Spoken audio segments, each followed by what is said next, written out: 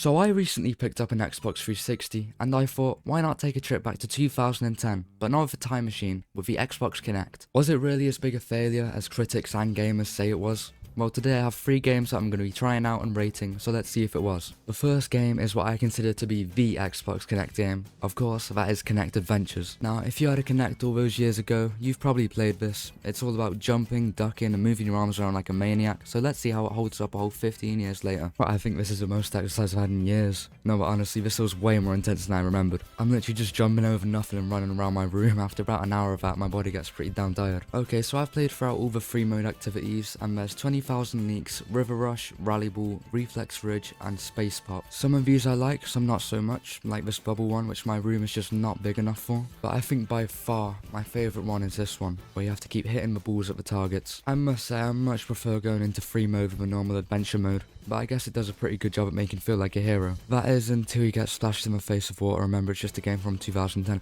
but hey, it is still fun. I like this game, but at least in my opinion, you have to have a lot of room to be able to enjoy it properly, and especially if you want to play it as more than one person. Now, I had a decent amount of space to play it in. I have a pretty chunky room, but it seemed that it still wasn't enough to not be worried about walking into a wall. The amount of times I accidentally banged my foot just trying to pop a bubble or something.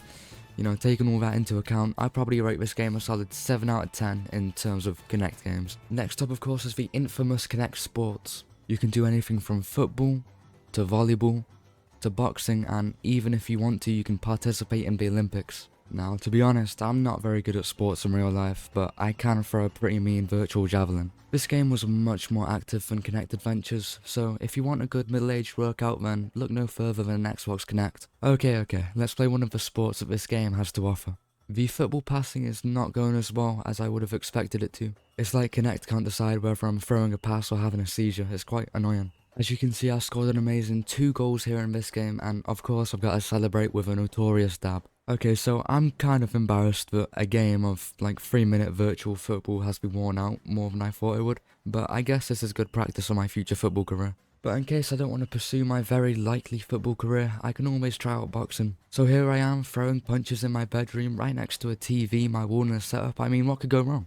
I do think the motion capture here is a bit spotty in places, but this is more about throwing some radical punches, I mean, so who cares? I wonder if Mike Tyson used Xbox Kinect for his fights. I think there is something very satisfying about punching the air and pretending that I'm the world champion. For the past couple weeks now, whenever I've been bored, I just go into this and knock out every opponent I face. I enjoyed this game much more than Adventures, to be honest, and I wish there were more active players online to go against, but once again, in terms of Kinect games, I think I rate this so strong. Probably 9 out of 10. Okay, now for something a bit different from the others. Kinect Joy Ride, the game that tried to combine steering with motion capture.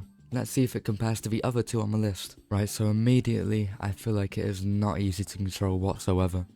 I mean, I've crashed into wall after wall after wall after wall after wall. But when it does work and it picks up all of your motions, it's honestly not that bad of a game. I would maybe even go as far to say a little bit fun. That is until your arms ache from being held up for so long. This game offers a bunch of different game modes, which I didn't try all of them, but I did try a few of them, and my favourite one is probably this one, which you basically just have to do what's on screen, which I was terrible at, but I still liked it. I didn't attempt to find anyone in the online mode, but I highly doubt that there's anyone in it, and if there is, then I guarantee you that I would be destroyed. Now overall, this game isn't anything too crazy, especially in the year 2025, and in my opinion, I just don't think that racing and motion capture should mix, but I guess it's personal preference. As for a rating, this is definitely the worst on the list, so I'd probably have to give it a 4 out of 10. Alright, so should you get a Kinect in 2024?